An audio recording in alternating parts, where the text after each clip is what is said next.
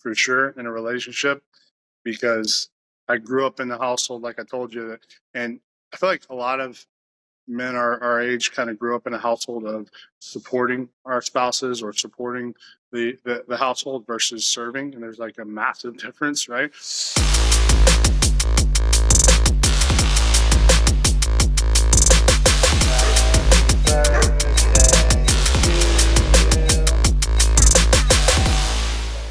What is up, guys? My name is Jim Sabelico, and welcome back to No Half Cakes podcast. Today is Wednesday, and that means we are here for a full-length, real raw conversation with a good buddy of mine, who I'm going to introduce to you in just a minute. But if you are new here, let me take just 1 second to just give you a brief overview of kind of what we talk about here on this show. Mondays is where we have our Mindset Monday, where we give you a positive perspective for the week ahead. Saturdays, I give you a strategy sprinkle, which is a short form, tactical, practical tip to upgrade your life in both your personal and professional realms. And Wednesdays is where we have the full length format, which is what today is a real raw conversation with someone I've done some life with. We break down kind of the good, the bad, the ugly, and we have a just real raw conversation. Not scripted, not guided, just two people who have a passion for helping other people live a more successful and more full life.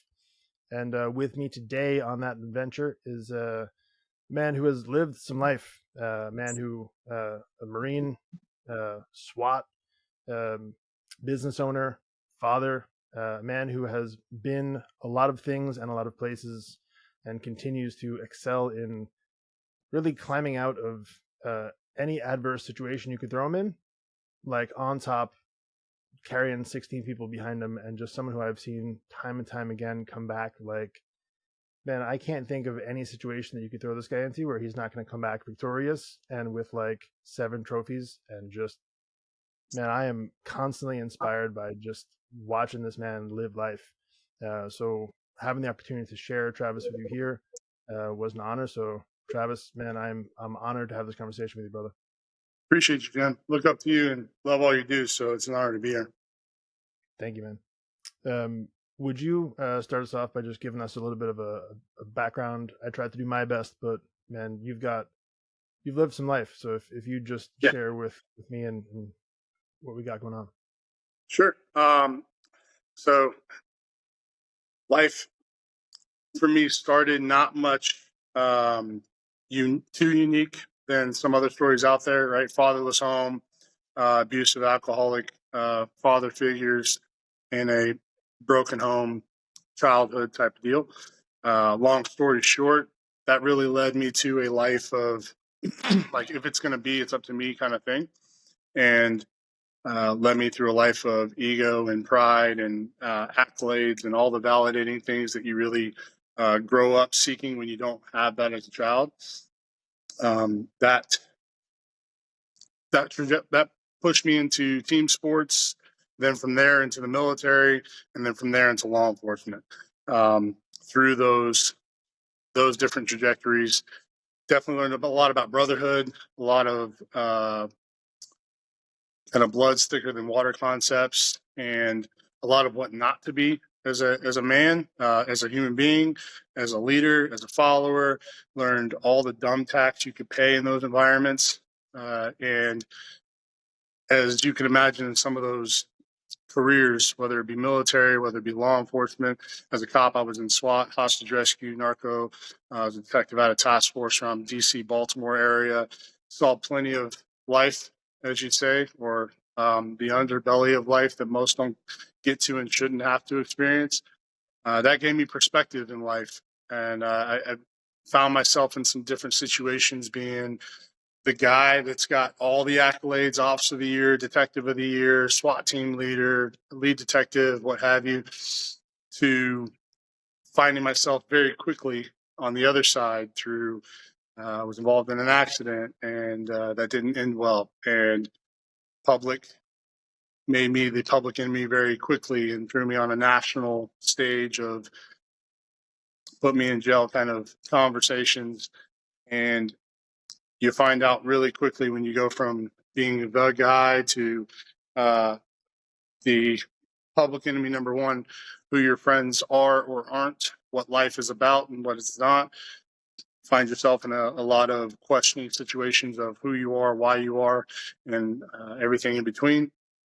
And that ultimately gave me perspective to, once I saw all that through, make a change in life, which led me to being saved and making a very kingdom transformation in my life and what I'm doing here on this planet, and the relationships I have, the yeses I say and the nos I say, how I was going to lead my daughter, how I was going to lead my family, how I was going to lead myself. And that pushed me into, business, entrepreneurship, and it's kind of history from there of what I've done. So. And where where on the timeline does your daughter fit into that? Like, where was that in that? 2016, shortly after the accident conversation. So that definitely helped with the entire perspective, right? And what kind of legacy I was going to live, what kind of career possibility I was going to show her, the fortitude, the resilience, the reputations, and what I feared leaving behind and what I ultimately embraced and was able to turn that into to leave behind.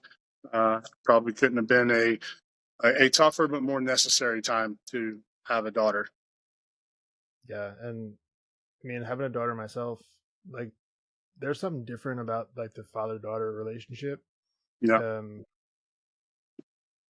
I think it's really important to have that conversation because, being a bigger dude, right? Being a guy who, like, from the outside looking in, a lot of people tend to just assume macho masculine, and like when you have a daughter, like you have to really negotiate that a very different way, and she's got that like in where she could bring you like to your knees, at least for me. Like she knows how to push daddy's buttons, right? Yeah. And I'm just curious your perspective on like balancing masculinity versus like removing the ego and pride and being like a father. Yeah. Especially nowadays, right? With masculinity being such a tough topic and conversation, and really push on coaching that nowadays. Uh, it it can be a hard thing to walk as a father and being uh, what some may deem what is masculinity, what is independence for a woman, and ultimately I had to really come to terms where I feel like the conversation is raising and teaching my daughter the difference between being a strong woman and an independent woman as she's growing up. Right, they're two completely different conversations, and where they fit in society, where they fit in biblical principles, where they fit in just overall life, and masculinity nowadays. There's that term that gets thrown out a lot, toxic masculinity, and I actually agree that it exists and it is very much overbearing, but in females. It's not in males, is my opinion. Right? Males have gotten so soft and beta driven, and society's kind of killed the concept of what masculinity is and is allowed to be, that I feel we've created this polarity in females in society where there's not enough men that are masculine, that are comfortable in themselves. And masculinity is not just, hey, I can pick things up and throw them down. It's, I can be comfortable with who I am, regardless of what's going on there. I'm going to be the rock. I'm going to know what we're standing for, what we're believing for, how we're going to navigate this situation. You can trust me to lead us because I'm leading myself well. That masculinity is completely different than what society would have us believe is toxic masculinity, right? And just being anti-chivalry and being narcissists and all these other things. And when that's been so suppressed and oppressed, I guess would say, I feel society's pushed so hard against that women don't know where to look for safety and masculinity and relationships and in the household and in our culture, that they have to go and embody it themselves, right? Like we both, male and female, have a polarity of masculinity and femininity. We both need to have it. It's just the polarity and harmony of it in a relationship. And where we are in society nowadays, guys are so either inequipped, not having it modeled, or afraid to embrace their masculinity, that women have no choice but to step in and fill that gap. So being able to traverse that with a young woman and my daughter, and raising her in that aspect of, it's okay to be strong, but also know when to lead and when to follow, and what you're looking for, and in life, in yourself, whose you are versus who you are. That's a fun and difficult, but simple conversation and template to follow. And I can only see that being more fruitful, but also more challenging as she gets older.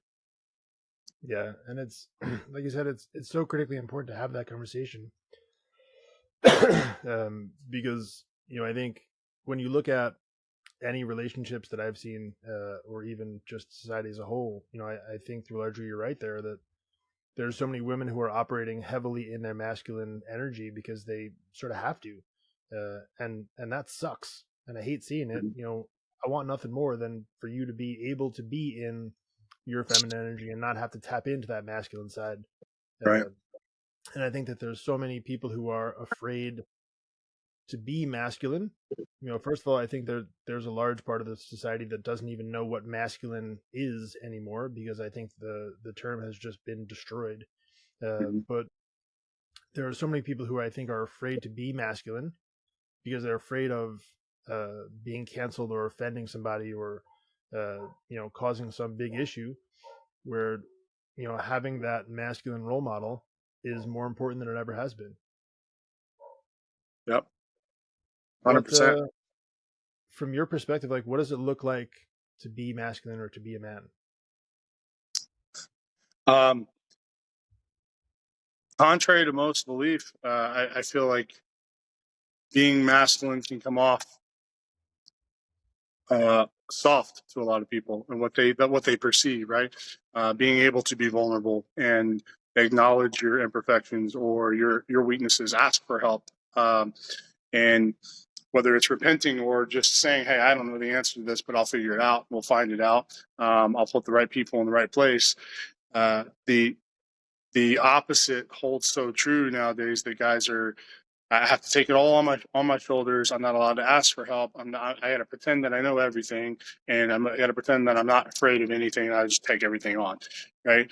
Versus, hey, I'm afraid of this situation, but I'm not going to back down from it, and I'm going to go at it with all that I have and all I'm equipped to do. And if I need to recruit some help, I will. And I'm going to know that those are my weak spots, and identify them and support them, versus pretend I have none, right? So it's contradictory in a lot of clients I talk to on what you feel is masculine is actually more beta than anything, right? Being afraid and just holding back your own feelings and your own thoughts and conversations, and being afraid to ask for help.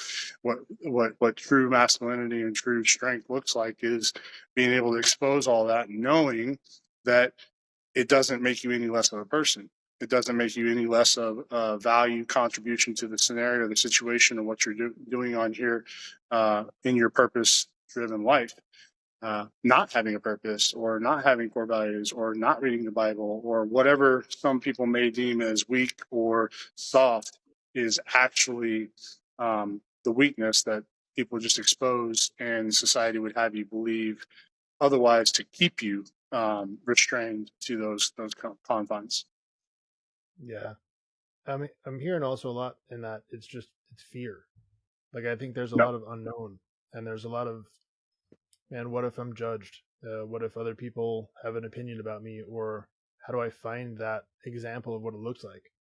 Yep. Yeah, 100%. And that's really the inspiration behind the moniker that you see I run behind now, and that whole pivot in the brand that I made not too long ago was, like you said, I've lived plenty of life. I've had plenty of situations where I've been drugged through my own church. I've been drugged through national stage. Like, I've had my integrity questioned, my character questioned, all these things. I've sinned, and you know, I definitely don't apologize for my faith. I don't assume anybody else's, but I'm very unapologetic about it. And God rolled with notorious sinners. When you look in the Bible, some of the biggest kings and people that God used to advance the kingdom led a very sinful life, and they made a lot of mistakes, right? And they needed to really make through a forge that they needed to become the warrior they needed for the kingdom, right? And I kind of leave behind that of, yeah, no, I'm a sinner. I have sinned. We all are. And the difference is I embrace it and I call it out and I repent for it and I make those admissions and I move forward to be better versus just sinning behind. I'm like, no, I'm not a sinner, right? Like, no, I am. And I'm notoriously, if you look me up and you check my history, like, yeah, I've had some situations in life, give me perspective and put me in spots, and I don't hide from any of it. I bear it all. We can have a situation happen today, and I'm going to run to my counsel, my circle, my close friends, and be like, yeah, I messed up. God, I messed up. What do I do now? How do I fix this? How do I be better? Right. So when you do that, there's really nothing to fear, right? And you have 100% control of that. The only thing to fear is what other people think, which don't really care. Yeah. I think there's something really strong about the ability to just embrace all of it and just to own it. Like that takes a lot of strength. And I think it's a very different concept than what a lot of people look at as masculinity. Like, we talked about before, masculinity, for most part, a lot of dudes that I see are like, oh, I'm fine. I'll deal with it. When they just shut down and they try and do it themselves and not expose their weaknesses, or they try and just put it behind this facade of ego and pride to say, they'll be able to handle it on their own because they don't want to admit, hey, they made a mistake or they've got room for growth. I'm curious, like, when you see someone in that spot, what is your first go-to as far as like helping them to recognize when they're stuck in that place and how to grow from there? It's I don't say easy, but probably easier for me than most because of everything I've walked through. That I've had plenty happen to me that's not even self-inflicted necessarily, and most people's chains that they have on themselves are self-inflicted, whether let's say it's porn or infidelity or what other vices they have. That I can kind of share a story that's like, oh, well, that makes this feel really small, right? But the quickest, fastest way to unlocking that for them is just attacking right at it. And I'm very straight to the point, blunt, and accountable to where I have those conversations and I'll challenge them very quickly of, okay, well, what is the problem? What's the struggle? No, let's dig deeper. Where does that come from? Well, is it possible that maybe you feel this way or you're holding this back, and just uncover it to a point where I don't give them an escape route other than to say it and then say, cool, what's the worst that would happen if, like, let's just go to the fear aspect. Like, what's the worst that would happen if this came out? What's the worst that would happen if you addressed this and you made this a real thing versus keeping it inside and just completely walk through the possibility of what that worst case fear scenario looks like? And it's never what they expect it would be, right? It's never as bad. And once you talk about it and make it real, it has even less power over you. And it probably doesn't hurt that, I do go to the gym, once a month or so, and I am bald, beard, and tatted. And if I kind of negate something that seems big and scary, and I'm like, well, here's what I'm holding that kind of dwarfs that, and I'm not letting it affect me, then it gives a lot of permission and possibility. And I've had mentors in my life that have done the same, and getting the right people around you that can create that possibility and give you permission to just be you is huge. So I would say ultimately by just hitting things straight on and talking through the real open uh, piece of what they're holding, because they won't, and just making it real and creating possibility of here's what it looks like to just not hold that anymore. Yeah. And I think really removing the sting from it, right? Because when you remove the sting of like, hey, what's the worst case scenario that could happen? And you make it not that bad, I think there's a lot that goes in line with like intentionally doing hard things. Because Yeah. that removes the discomfort aspect. Because if you're not afraid of being uncomfortable, then what do you really have to fear? What's the loss? Yeah. So yeah, It's like that's a standing really around the cold water pool, dipping your toes, and it's like, man, it's gonna be really cold if I go in there, and I just come in and just shove you in, right? And you're like, but once the shock and awe is gone, it's really not that bad, right? yeah. And I have no problem pushing people in and I'll jump in right in with them. So Yeah, I just got this instant image of you just doing this big cannonball right in and just taking everybody Yep. with you. I'll just pick you up and jump in with you. Let's go. I've already been in here. That's awesome. But I think that boldness and that being unapologetic to just be who you are. I think that really to me is what masculinity really is just being unafraid to be you, your uniqueness, and really just embrace all of that, and just let that show. And if sometimes that might feel like needing to ask for help or admitting that, hey, you're you have an area where you have room to grow, or you need someone else to kind of pitch in, or you need to ask for help. I really think that that's such an important part that people are missing out on. And a lot of it's what we tell ourselves, right? Like you'd be surprised, and you probably not you, because I know some of the circles you run in, and you see this a lot. But uh, when we have what we think vocalized back to us, we very quickly and often can hear how stupid it sounds, right? Whether it's like, hey, okay, cool. So God forgave all these people for all these sins, but you're not good enough for him to forgive you, right? Or, um, you know, cool. So you're big and bad and all these things, but you can't ask for help. Like asking for help makes you weak, is what you're telling me, right? So, however, we need to, in fifth grade English, verbalize it back to them. Once people hear it and we hear it ourselves, we're like, well, now that how many times you've heard it? It's like, well, now that you say it like that, it sounds stupid, right? Yeah. But internally, we negotiate with ourselves our own value, our own impressions, and what people will say or do, and it's never ever what people would say or do.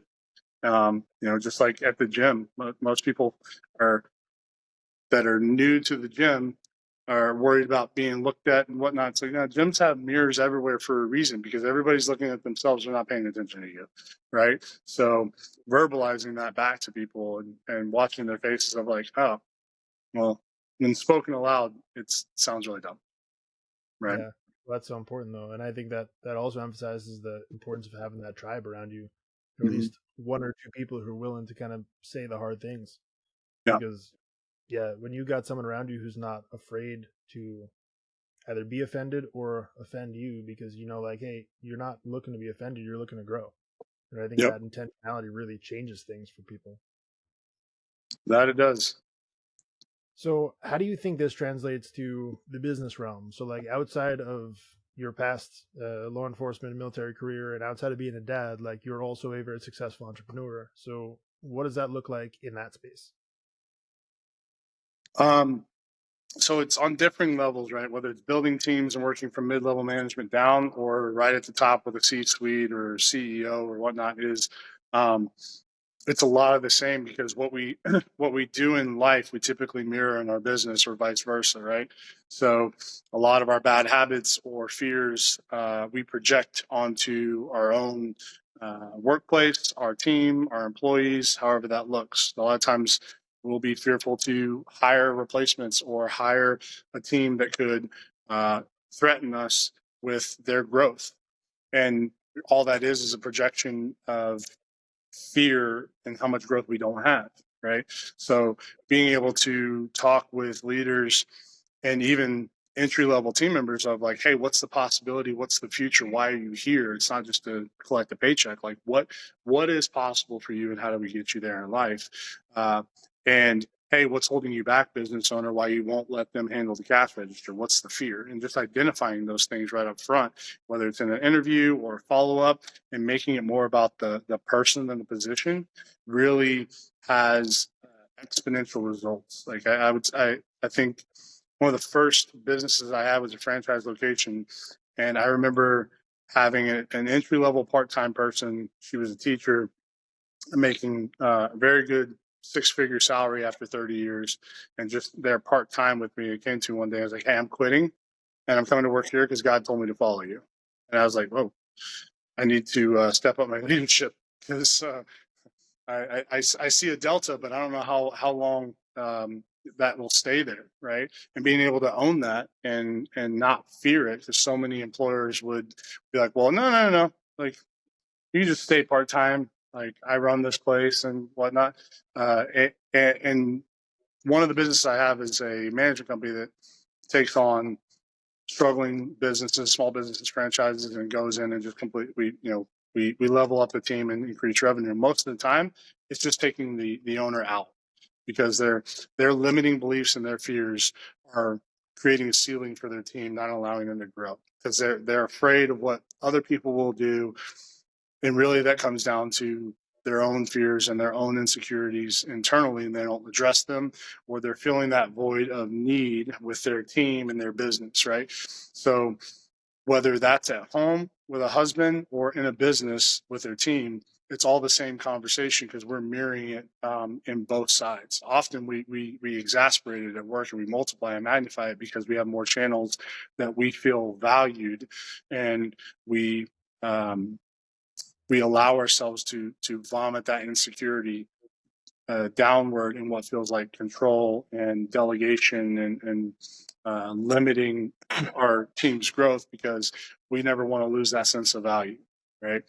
And it's the same conversation of attacking what's really bothering us. What's the principles? What's our goals? What's our core values? What do we want to do with that team? Are we discipling to them? Are we growing them?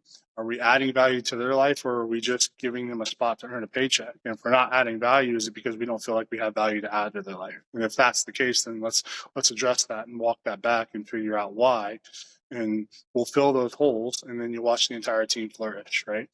I had a client not too long ago that I asked, he's really more of a really good friend than a client. And I asked him, if I take your business away and take this brand away, who are you?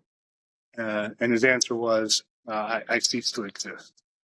It's like, well, that's a problem, right? You're halfway through your life, you're almost 40, and you feel that this logo of a business is who you are. And without it, you have nothing. You don't know what your purpose is. You don't know what you're building. You don't know what your legacy is going to be. And you can look around that business and see a ceiling everywhere before everybody gets to a point of feeling like they can't go any further and they're frustrated, and it's starting to implode everywhere because he doesn't know who he is and he's leading it, right? So not sure if that answered your question on the head, but it's the best way I think I can verbalize it right now. Yeah, no, it definitely does. And you hit on so many good points there, especially that, like, how many times you've seen in a business where someone starts a business because they just make a terrible employee, so they have an idea Yep. and they want to start and run a business themselves, and then they limit every possible ounce of success because A, they don't know what they're doing really, B, they don't know who they are, and they have so much ego and pride that they're afraid to let other people around them grow and overtake them because somehow Mm-hmm. them being successful is going to take away from their success or remove any validation that they put inside the success of the business on themselves.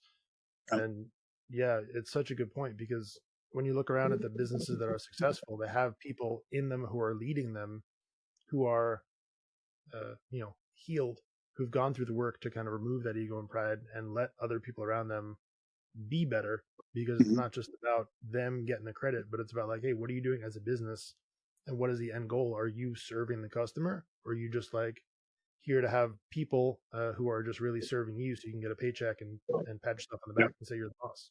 Yep. Yeah, I've challenged people to find the medium between when they're in that spot and where I am with different leaders and businesses that I have. It's like I've handed things over to people that come over and C-suite level. I'm like, cool, you're the COO. Here you go. Here's the keys. I'm hands off. And then 2 weeks go by. I'm like, how everything going? They're like, well, you said hands off. You're like, you're hands off. I'm like, yep, that's your lane now. Like, I don't need to tell you how to do it. That's why you got the job. And I got to give you room to grow. If you're getting too far out, let me know. I'll get involved. But I don't call. I inspect what I expect, and I keep on moving to what my lane is, right? And so many people have a hard time figuring out that they have a lane, they have a seat on the bus, and they just need to be the best at that. They can grow and develop to help with other things, but they don't need to drive the bus. They may not be the driver. They may be the janitor. They may be the mechanic, or cleaning the windows. Like, everybody has to do their part. So, but control is a thing.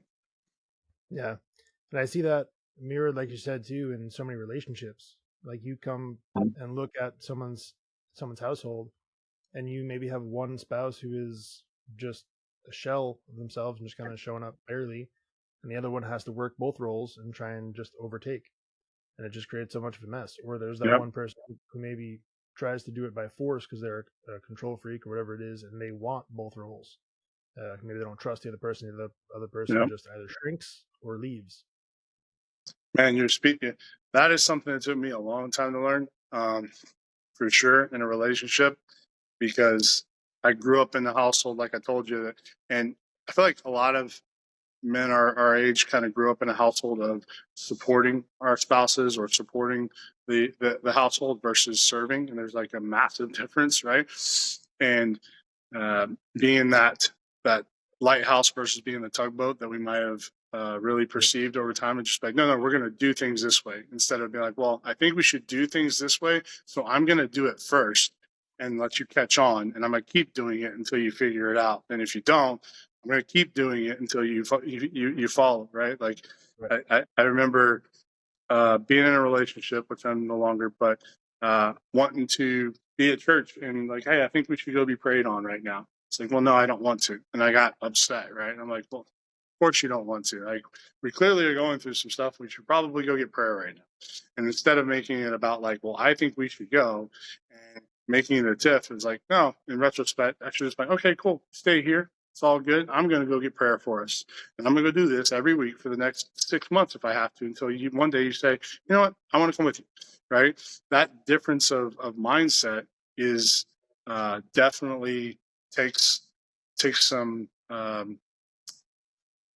realization of the difference of truly serving versus supporting or trying to lead versus controlling the outcome in the household, right?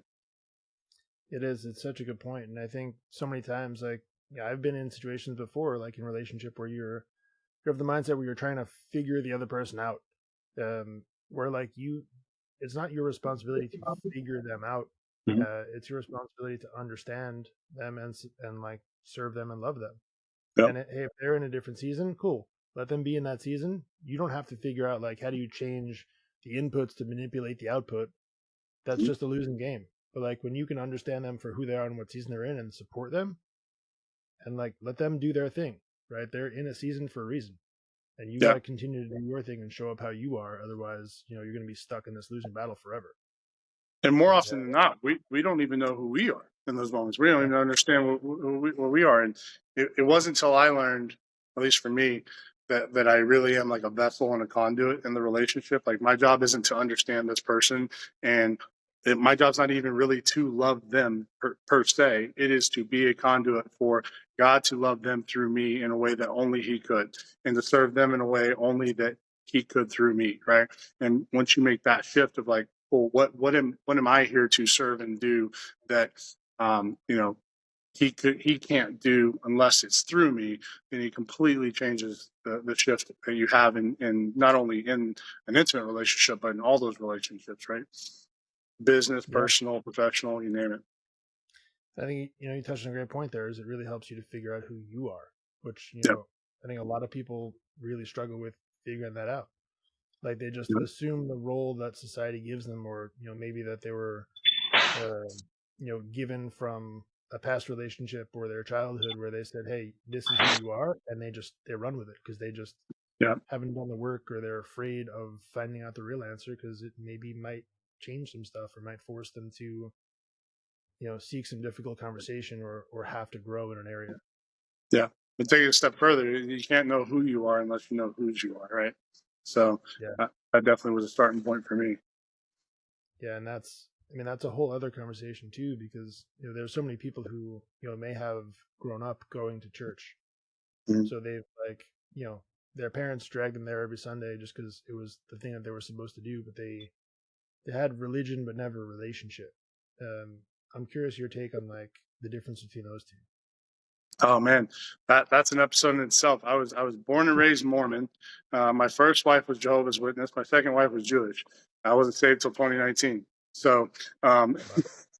I've definitely been had a front seat to a lot of what religion looks like. and the hypocrisy and some church hurt and really the legalistic side of religion and everything in between that I wanted nothing to do with. And it wasn't until I really got into a point in life where I questioned everything, really about myself, that led to figuring out the starting point was figuring out whose I was and why I'm here and figuring that out for me. And in order to do that, it required me to have a relationship with my Bible and a relationship with God and really have the ability to filter out everybody else and their opinions and the people process of it to truly have that relationship of asking, seeking, knocking, and being obedient to listen and being obedient to look for opportunities because that's what God gives us at the end of the day, right? Like if we ask for strength, He doesn't give us strength; He gives us an opportunity to strengthen ourselves through process, right? And knowing that, reading that, and figuring that process out over time truly was that relationship building with God and putting my faith to work and watching what happens whenever I lay things down and I sacrifice who I think I am or should be to what He's called me to be and allow Him the opportunity to walk that out and allow Him to show it through my own works, right?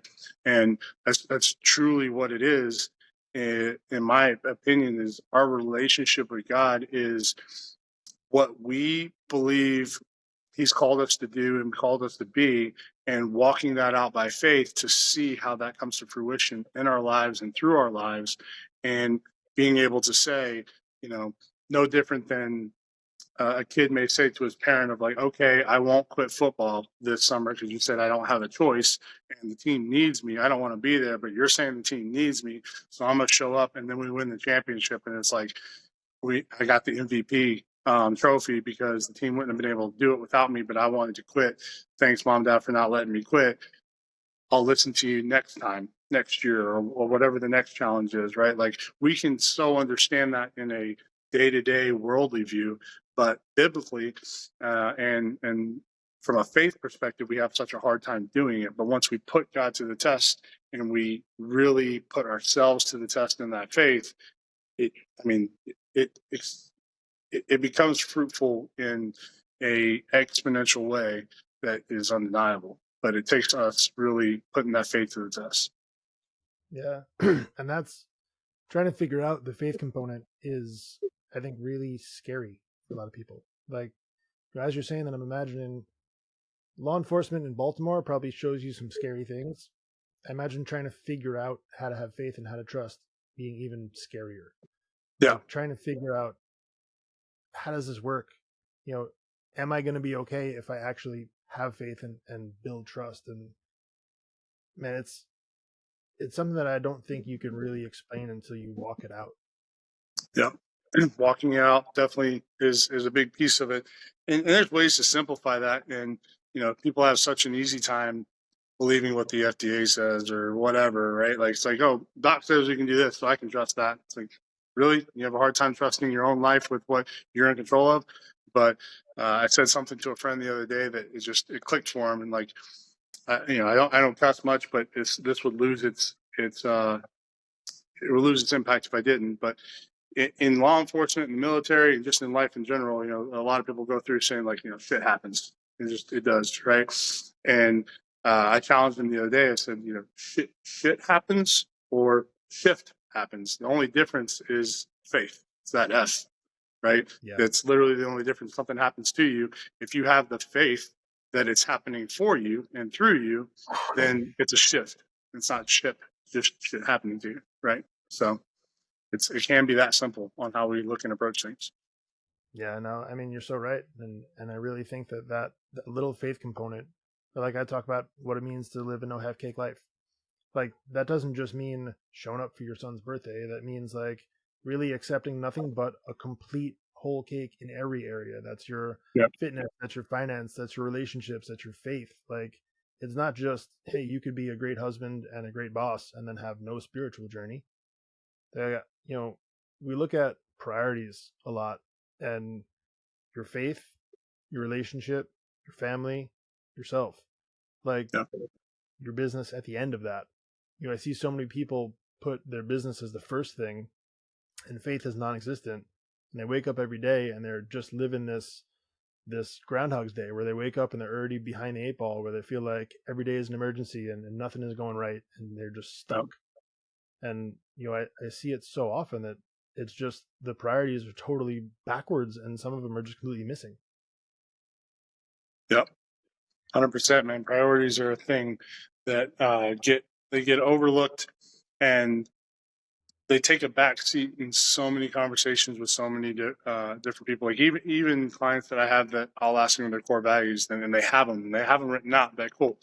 So talk to me about your priorities, how these core values show up in your priorities, and how you prioritize your day. And they're like, "Well, what do you mean by my priorities, right?" Like, it's like, well, let's prioritize this for a moment. I have a buddy going through a wedding and business and all kinds of things just hitting the fan right now, and it's like, well, she's not wrong in what she's complaining about because your priorities are all jacked up. It's the business first, and you're all jacked up because the core values aren't there and your purpose isn't there, and that is bleeding its way into the relationship and the business. So, like, let's talk about this. You don't have core values, a purpose, or priorities. So you're just kind of ad-libbing through life, being reactive, and like you're a rubber ducky in the sea right now, and you're wondering why you keep going underwater. Like, let's anchor you to something and start getting control of the life that you've built. Yeah. Mutual friend Chris Vester told me once, core values mean nothing written on a wall. They only mean something when you walk them out. Yep. And I think that's so true. Like, a lot of people say, well, this matters to me, but all right, like, where's the proof of that? Like, where does that show up in your day to day? Like, how do you actually prioritize that in your schedule? Do you at all? Most people don't. Like, a lot of people don't even have core values. If you ask them what their core values were, they would say, I don't know. Yeah. But like, even the people who have them, how do they actually show up in your day to day? Like, are you going through the process of actually making those important to like what actually comes of your day? I think Yeah. a lot of that comes from just assuming that you're going to have 4,000 more days to just get to it eventually. But I think like realizing that that's not a guarantee. Like, you Yeah. got to wake up every day and be grateful for the opportunity that you have this day in front of you and make it count for something. Yep. 100%. You're you're touching on investors, genius. Love him. Got a lot of wisdom there. It's definitely something I've touched on. Like, cool. You have core values. Sweet. How does that look up? Integrity. Awesome. How does that show up in your life every day? Right. Or what's the opposite of it? Like, what do you mean? What's the opposite of it? Like, well, if you know what it is through and throughout, you know what the opposite of it is, right? Well, no. Okay. So then we just don't know it very well. It's cool. We'll dive deeper. Not a problem. But yeah, they can just be trendy, fun things to say you have, unless you're walking them out and you really use them as filters for your yeses and your nos, and how you're creating the lifestyle and the vision and everything that you have. Yeah. I think a lot of people find it maybe a scary thought to broach. But like, to me, having those filters in your life really makes things easier. Like, you don't have to Right? question everything. It's so clear what is a yes and what's a no once you know who you are. Like, Yep. it's not even a question at that point. Yep. So It's good. crazy how easy it makes it. Yeah. About a month ago, I was supposed to be at a bachelor party, and some things got changed. And it was, hey, we made some changes. We're gonna go to this bachelor party. It's out of country, and it's gonna be 7 days. I'm like, wait, what? What? Let's talk through this. What are we doing for 7 days out of country at a bachelor party? And I have some other things scheduled. Hey, I'm gonna have to actually cancel on this bachelor party altogether. Well, what do you mean? The old me would have been like, oh, bro code, I gotta go, right? But this time it's like, no, I have filters and I have core values and I have other things and priorities in my life, and this is now becoming a competition with that, and the value is not at all there because here's my values. So sorry guys, I'm not going. Right?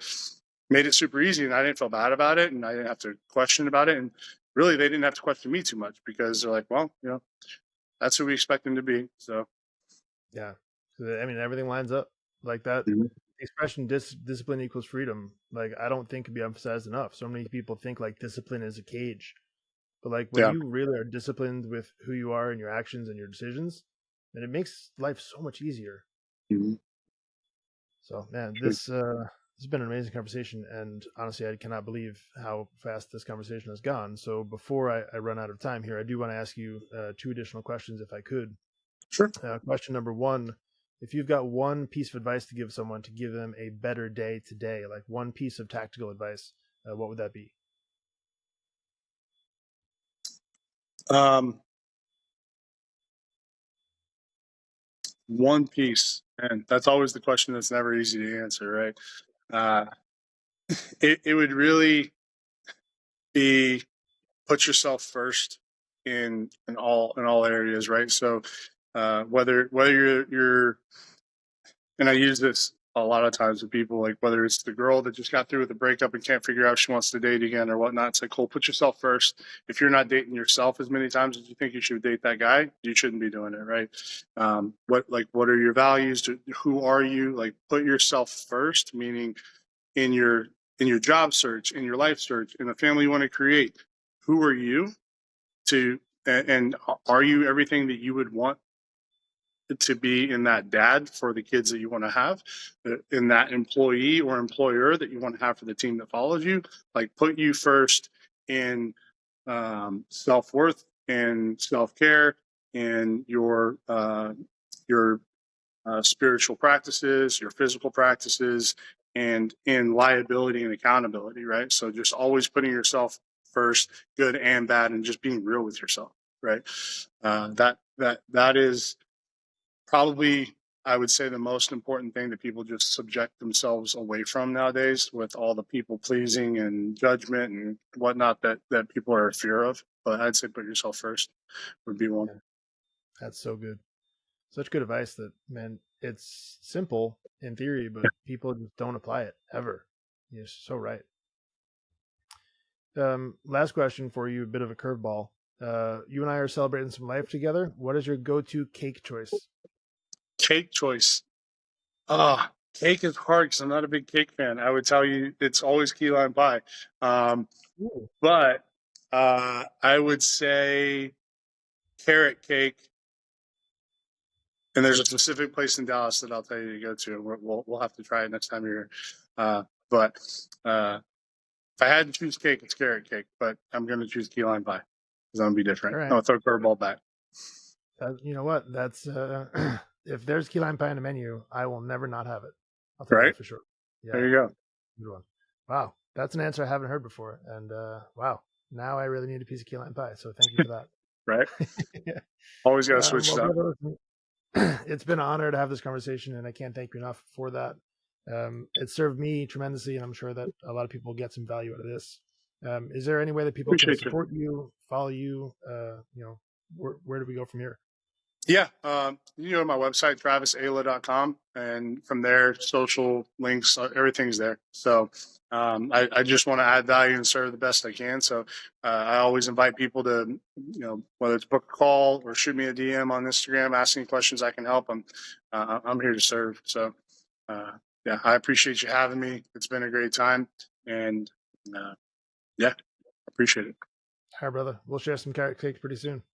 Sounds good, Jim. Appreciate you. You too.